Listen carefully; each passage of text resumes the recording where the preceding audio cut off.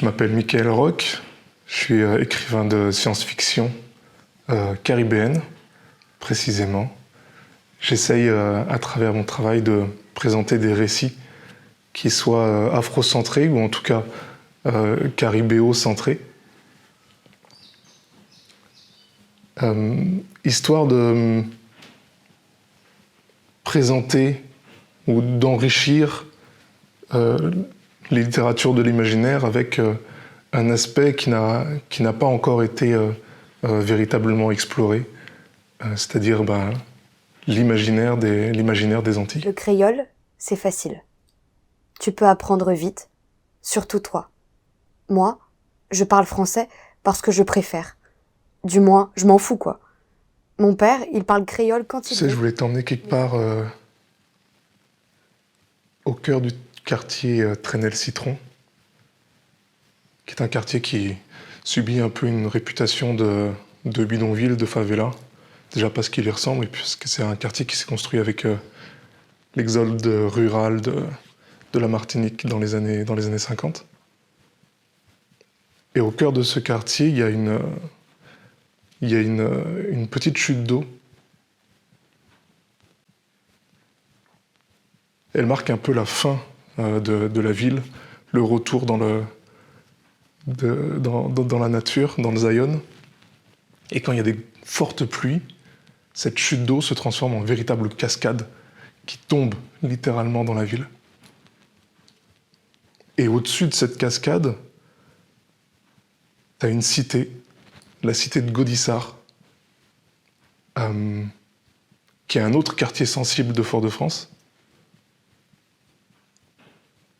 qui surplombe littéralement la ville de Fort-de-France. Et c'est à Gaudissart que commence le roman de Terre Marron. Sauf que dans Terre Marron, dans le roman, Gaudissart est littéralement en dessous de la ville, au lieu d'être au-dessus. Une des choses frappantes aux Antilles, c'est ce rapport à la verticalité des choses. À l'intérieur des îles, alors effectivement, on a l'horizon autour avec la mer et l'océan, mais à l'intérieur, on est toujours face à quelque chose. On parlait de la falaise de cette cascade de Trenel-Citron. On a aussi des murs de végétation qui se dressent face à nous quand on est dans le Zion. On a aussi la verticalité des bâtiments quand on est enfermé dans le centre-ville de Fort-de-France. Et il y a aussi ce mur social qui est très présent, très hiérarchisant aux Antilles. Et donc il fallait abattre tout ça pour s'intéresser au futur, penser quelque chose qui s'étend à l'horizontale du Venezuela à Cuba. Et c'est là que Lanville a émergé. Énorme mégapole qui couvre toutes les îles et qui, paradoxalement, s'élève aussi en tour. Ce mélange d'horizontalité et de verticalité. Lanville, c'est le centre-ville, en fait. C'est le centre-ville de Fort-de-France. Et c'est là où les habitants de la Martinique viennent faire la ville, faire le centre-ville. Lanville, c'est exactement ça. C'est faire la ville, c'est faire corps avec le reste de la Martinique, c'est faire la société. Et par extrapolation, c'est faire l'humanité. Lanville, du coup, dans mon roman, c'est un lieu où le palmier est une illusion.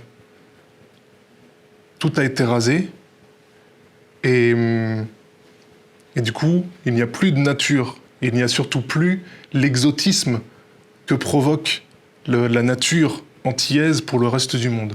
Ça n'existe plus. Il ne reste plus que les hommes et les femmes qui sont sur ce lieu. Et la grande question qui reste, c'est qu'est-ce qu'on fait avec ça ? Comment est-ce qu'on fait corps avec le monde ? C'est ça, le tout-monde, ce que cherchent les personnages du roman. Des jolis jardins publics et des grandes places saupoudrées de nanothèques. Vous savez, avec des images qu'on diffuse dans les fontaines à vapeur pour faire crari, il y a des oiseaux ou des pétales qui tombent du ciel. En haut, on respirait. L'espace... Et du coup, tout part de là. On suit une bande de personnages qui vivent de bricoles, de débrouilles. On appelle ça des débrouillards, qui sont persuadés que sous la ville de Lanville se trouvent des restes de la terre que leurs ancêtres ont connue. Cette terre-là, ils l'appellent le tout-monde, parce qu'ils ont entendu parler de ce territoire de félicité. Ils ne savent pas que le tout-monde, c'est une véritable idée, c'est un véritable concept développé par un philosophe martiniquais, Édouard Glissant, qui pose une poétique de la relation, par extrapolation du vivre ensemble, on pourrait dire.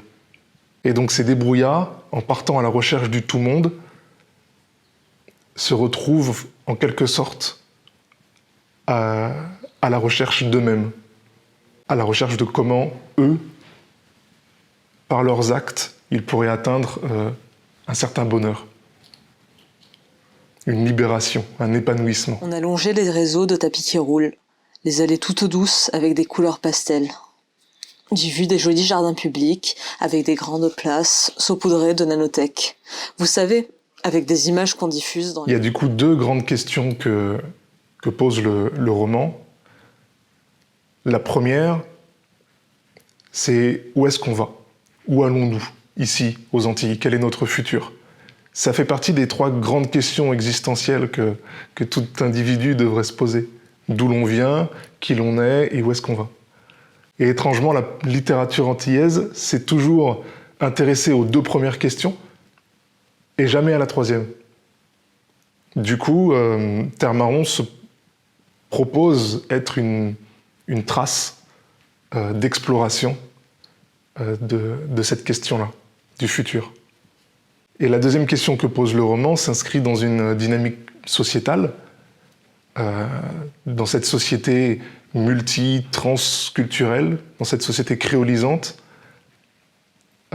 qui est faite d'apports de plusieurs cultures. Cette question, c'est à quel moment j'accepte qu'une langue prenne le dessus sur l'autre, en moi. À quel moment j'accepte qu'une langue en écrase une autre, ou qu'une culture, tout simplement, en écrase une autre. C'est une question qui taraude l'un des personnages principaux de ce roman. C'est aussi la question que je me pose moi aussi en tant qu'auteur, en tant que citoyen, en tant qu'homme à l'intérieur de ce monde. Au bout du long sifflet insipide du transpod, une foule enfiévrée par le ladja des tambours m'essore. La grève a pénétré Lanville.